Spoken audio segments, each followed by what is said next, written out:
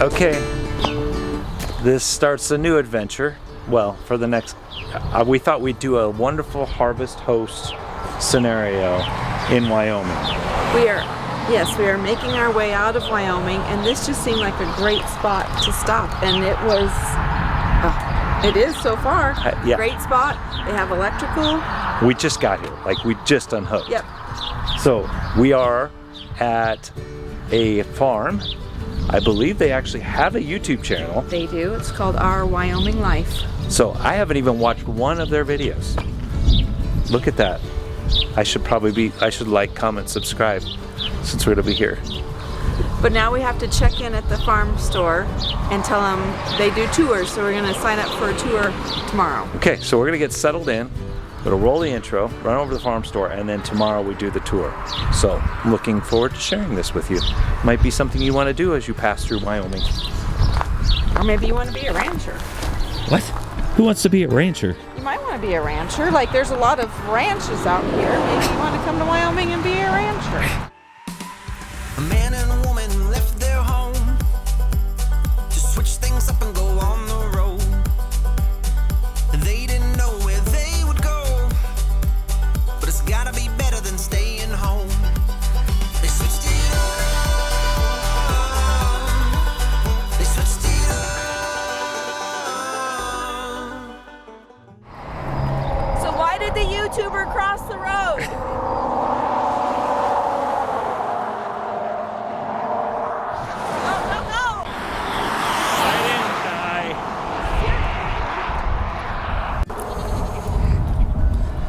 I hear goats. You do hear goats? I hear goats. I hear goats. You about died crossing the road. A lot of sounds. Been coming across the Oregon Trail on that darn thing? That wouldn't be much fun now, would it? No. Like, Look, they did have shocks.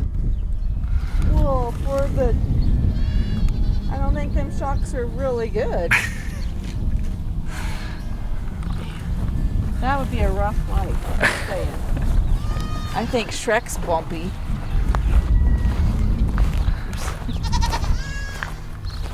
Hey, Sheila. What, honey? They're over here kidding around. Seriously? Look at, they got even a little tiny picnic table. Don't stick your head through there. You're gonna get stuck. What you doing? What's up, bro? What's up?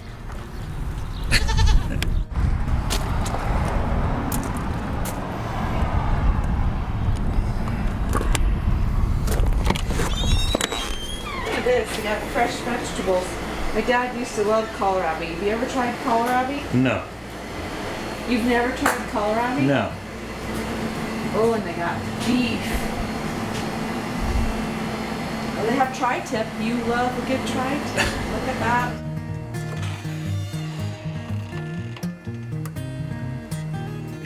They have swag for their YouTube channel. Look at that. That's a cool way to do a patch shower tomorrow. And then I'm going to take a look at Do you need anything else tonight? Just use the harvest host message thing. Okay. And we can help you with whatever you need.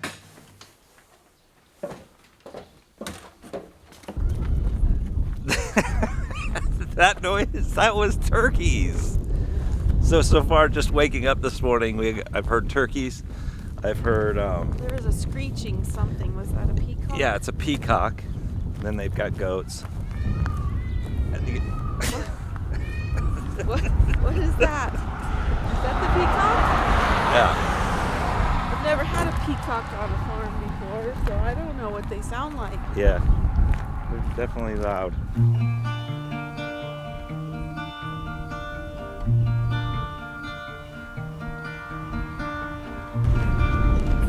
How are you? What's your name? Garland. Very cool. Are you staying in the house across the road? Yeah, you like it? I don't know whether to move or stay right where I am and hold my ground. I think I'm gonna hold my ground. Now, if they decide that I'm part of the mating season,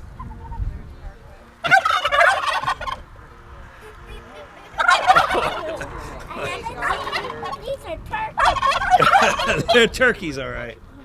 They'll kind of follow us as we go through, and They do? yeah, They'll follow you like cats. Oh yeah. I've been thinking about adding turkeys, but I just haven't done it yet.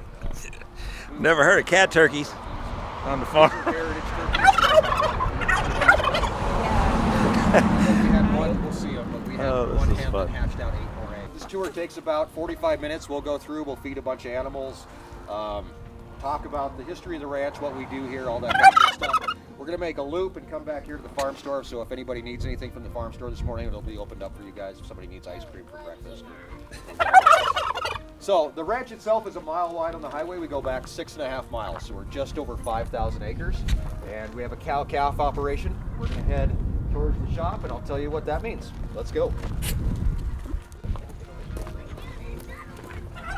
At the beginning, this is a cow-calf operation where basically how that works is we have mom cows that live on this side of the highway their entire lives. They have calves every year, and those calves are how the ranch makes money. We now finish the cows here ourselves in the feedlots across the road. We take them over to Sturgis, South Dakota for processing. They're USDA inspected. They come right back here. We're the distributors, and then they go into the grocery store, which is our farm store, where we sell here and we sell online. So basically, we took back our own industry, from somebody else. Because when you think about it, when they leave us, they go to feedlots, processors. All those people are making money somewhere along the line, and there's a bunch of other people in there too. There's brokers and all kinds of stuff that So worked for Jones Media for quite a while. Jones Media owned Great American Country, which was like CMT, was on DirecTV. I was a VJ on there. And when we came in 2008, I was actually Vice President of Western Operations for Northeast Broadcasting, which is a Boston-based radio group, and I was managing 17 radio stations in Colorado, South Dakota, and Hence the Wyoming. radio voice in your videos. Yeah. Okay, now I understand. So yeah, I started out on air, worked my way through. Okay. Erin, my wife, worked in advertising. So Erin's mom married Gilbert, who had this ranch when Erin was in college. So like I said, neither one of us had any clue what was going on here. 2008, Gilbert had a heart attack. They asked us if we would take a sabbatical for the winter, come back and help feed cows. Gilbert couldn't get up in the tractor. So I learned how to drive a tractor. I learned which end of the cow was which end you stay away from, which end you really stay away from, and sometimes they vice versa. Gilbert passed away in 2012. We had a family meeting. We said, are we going to sell the place? Erin's mom inherited it. And we said, what are we going to do here? And we decided to stay and stick it out and see what's going to happen. So we started selling beef and pork at farmers market at that point. We took a few cows, we finished them out, we bought some pigs, we finished those guys out, and we started doing beef and pork, which was pretty good. Chickens. Little babies. Okay, pictures what? What's that? Pictures are okay? Oh yeah, pictures are okay. If you have any questions, feel free to stop me, because I'll just yammer on. Here we go. All right. So these ducks are about 3 weeks old. I don't know this one's name. Huey, Dewey, or Louie. Oh my goodness. There you go, you got it? He's a If it jumps out and runs away, it's fine. Jeff is really quick. Oh yeah, we see that quite a bit. If you want, you can actually watch the farm. They have like some live feeds that are going all the time. So I think there's 3 or 4 cameras. It's pretty cool. The license plate wall actually started in 2019, so we went to farmers market up until 2019, then we actually stopped and we started the farm store out here. Homesteaded in 1909 by the Barkley family, and this is why it's a bad joke, because the Barkleys actually did go bankrupt. But in 1909, they basically ran things kind of the same way. They took calves to auction, and that's how they made money. By like 1932, they figured out they were having trouble supporting families on the ranch as well. So they built this building in 1932, and it went into operation in 1934. And all the way around here, where there isn't concrete, there was actually bleachers.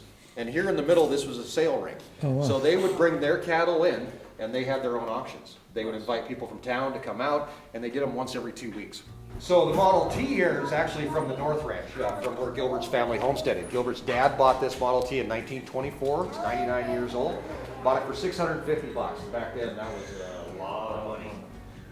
This was the second vehicle purchased in Gillette.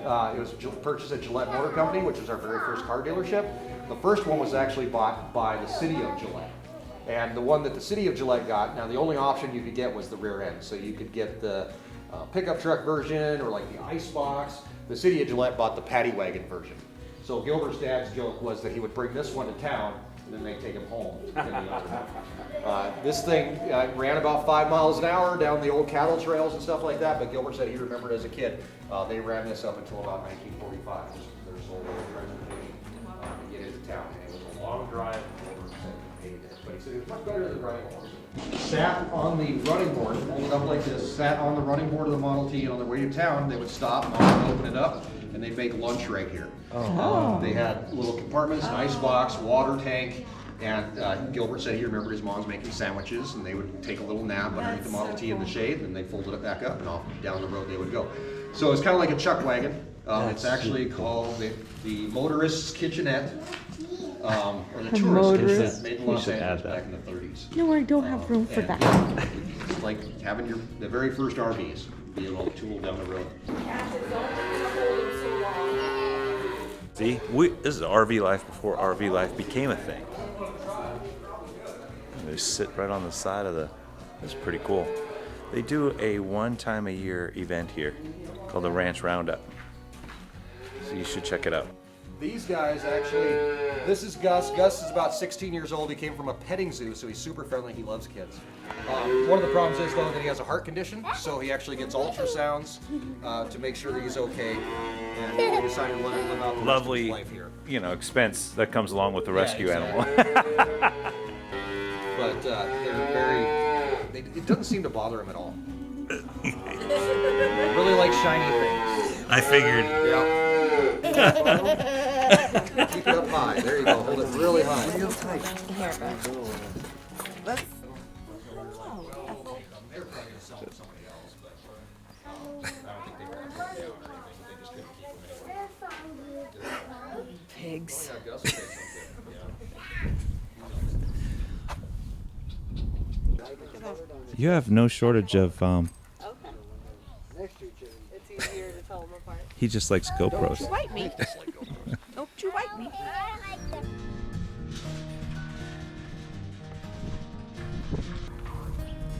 That's a large collection of different animals in one area.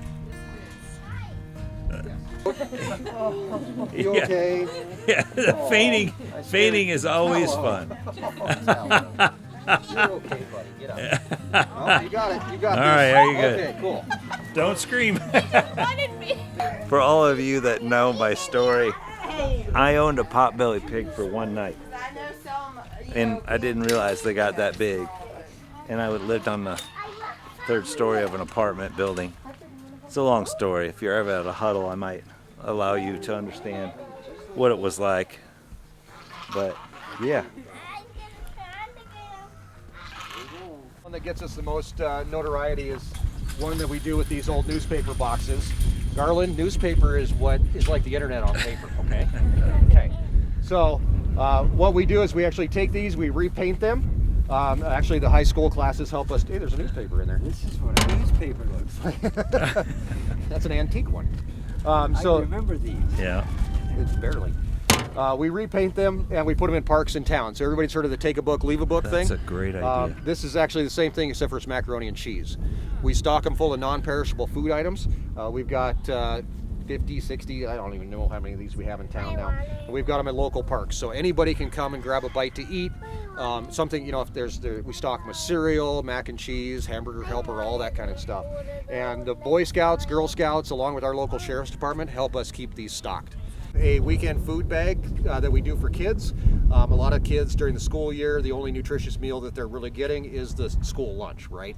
So on Fridays, we do 285 to 385 baskets or bags of food that go with kids at the end of the school day on Friday, and it's enough to feed a family of 4 for the weekend. So now we actually run 100% off of grants and donations.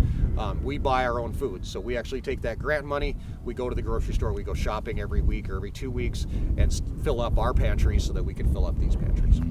The other program that we run is actually a food basket or a local produce basket, and that is 100% locally sourced. So it comes from our farm, it comes from other ranchers and farmers in our area. We work with Public Storage, the people that own Public Storage. They're actually huge supporters, and they gave us a grant this year that allows us to put protein into every single basket as well. Okay, I really like this idea. because we see these all the time and they're not really being utilized. But to turn them into a place where people can pick up food in different areas, non-perishable, of course, it's brilliant. Like that is, I love that a lot. So 60% of this all goes to food stuff for the nonprofit for local. That's pretty awesome. This one's way warmer. Yeah, wow. That one had the side open. Oh, it had the side open. Yeah, it's way warm. It's like 100 degrees in here, I bet. This one, we've got 300 tomato plants growing in here. We actually basket weave these and we grow them vertically. We'll tie them straight up to the ceiling and they'll grow vertically that way. Wow. Once these start producing pretty well, our average harvest is about 600 pounds a week of tomatoes that we take out of here. We also do cucumbers on this side, which we grow up on the trellis so that they're a lot easier to pick. And then over there, we've got peppers. We used to do just jalapenos and bell peppers and banana peppers, but one of the things we found was with the excess of tomatoes that we get, we do a lot of salsas. So thanks for joining us, guys. I do appreciate it. And if you have any questions, feel free to ask. Otherwise, we'll have the store open for a little while if you want to stop by and grab some breakfast or anything. You're more than welcome. So thank you guys for taking your time. What do you got there? I got. Well, I bought all the rest of the steaks that they had. We're gonna see some crews, so I thought I would get some meat. All right, we gotta go. We have to pack up. We're heading down the road. The thing about harvest hosting, you get to go to these unique, different places, see different things, hear different stories, and I love it. We don't get to do it as much as we used to because we're doing events and stuff, so when we get a chance to do one, it's always a blast. Yeah, I really enjoyed this visit, probably because it was nice to see another YouTuber. Yeah. But he's built a community where they come and get together, just even in the ranch life, which I think is fabulous. So that was a special treat. I'll put all the info down below. Again, they do one event a year. They have like 300 people come. Yeah. Their ranch is amazing. They're so supportive and helping and stuff. So this is a good one. Put it on the list. If you're coming through Wyoming, you might be going to Yellowstone anyway, so you might as well make a stop. And it's great. It's just supporting your local people that are doing. Yeah. So we've got some good beef. And to me, this is kind of what like RVing is like. This is the way when you start your journey, you hope that it turns out like it. So when you get these moments, and not like in RV parks and crammed in with different people, these are the moments you buy the RV to go experience. So that's the cool part. And that's why I really do enjoy our Harvest Host membership, because you get to see little things like this that you wouldn't get to otherwise. All right, we're off on the road. We're gonna be eating steak. Steak. We're living the good life. From a cow from right over there. All right, we'll see you guys soon. Like, comment, subscribe, be a doer of all things, like we always like to say. If you're new to the channel, we appreciate you watching, taking the time, giving us those minutes. Totally appreciate it. But with all that being said, Sheila, we are Out.